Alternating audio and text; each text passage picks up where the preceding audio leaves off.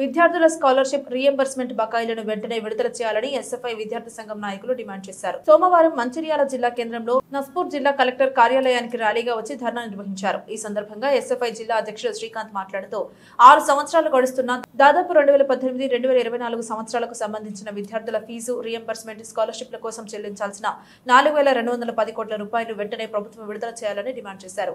విద్యారంగానికి అధిక నిధులు కేటాయించకుండా విద్యను రాష్ట్ర ప్రభుత్వం పూర్తిగా నిర్వీర్యం చేస్తున్నటువంటి పరిస్థితి తెలంగాణ రాష్ట్రంలో నెలకొందన్నారు. ఎస్సీ, ఎస్టీ, బీసీ విద్యార్థుల అభివృద్ధి కోరే ప్రభుత్వం విద్యార్థుల జీవితాలతో చెలకాటం ఆడటం శోచనీయమన్నారు.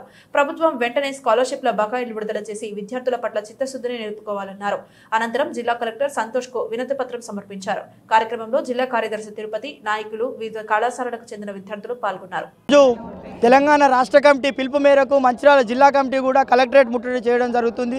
ఎందుకంటే ఇప్పుడు మనం ప్రధానంగా చూసుకుంటే రాష్ట్రంలో జిల్లాలో అనేక సమస్యలు ఉన్నాయి. ఆ సమస్యల పరిష్కారం కోసం ఈరోజు రాష్ట్ర వ్యాప్తంగా ఈ ముట్టడి జరుగుతుంది. ఎందుకంటే ప్రధానంగా చూసుకుంటే స్కాలర్షిప్ ఫీజు రీఎంబర్స్మెంట్ 7,800 కోట్ల రూపాయలు పెండింగ్లో ఉన్నాయి. ఈ పెండింగ్లో ఉండడం వల్ల ప్రైవేటు కాలేజీలో చదువుకునే విద్యార్థులకు టీసీలు వాళ్ళ చదువు అయిపోయినప్పటికీ కూడా సర్టిఫికేట్లు ఇవ్వట్లేదు. వాళ్ళు 10 చదువులు చదువుకోలేకపోతున్నారు. ఆ విధంగా ఇబ్బందులు పడుతున్నారు. ఇది ఏదైతే ప్రభుత్వాలు గురుకులాలను గురుకులాలు పెట్టింది కానీ అద్దె భవనాల్లో నడుస్తున్నాయి. కనీసం గ్రౌండ్ లేదు, భోజనశాలలు లేవు. అనేక ఇబ్బందులు గురుకులాల్లో పడుతున్నారు. కాబట్టి ఆ గురుకులాల్లో కూడా శాశ్వత భవనాలు కట్టాలని, జూనియర్ కాలేజీలో శిథిలావస్థలో ఉన్న జూనియర్ కాలేజీలను కూడా నూతన పక్కా భవనాలు నిర్మించాలని మేము ఈరోజు కలుపుతున్నాం. అదేవిధంగా ఒక 6 నెలల నుంచి సంక్షేమ హాస్టల్, ఎస్సీ, ఎస్టీ, బీసీ హాస్టల్లో, సంక్షేమ హాస్టల్లో ఏదైతే మెస్ ఛార్జీలు రావాలనో, కాస్మోటిక్స్ ఛార్జ్ రావాలనో ఇవి రావట్లేదు. కాబట్టి మెస్ ఛార్జీలు కూడా వెంబడే విడుదల చేయాలని ఈరోజు కోరుతున్నాం. అదేవిధంగా ప్రతి మండలానికి ఒక ఎంఈఓ లేరు. 4-5 ఎంఈఓలతోటి 18 మండలాలు కూడా ఇప్పుడు మెయింటైన్ చేస్తున్న పరిస్థితి కనబడుతుంది.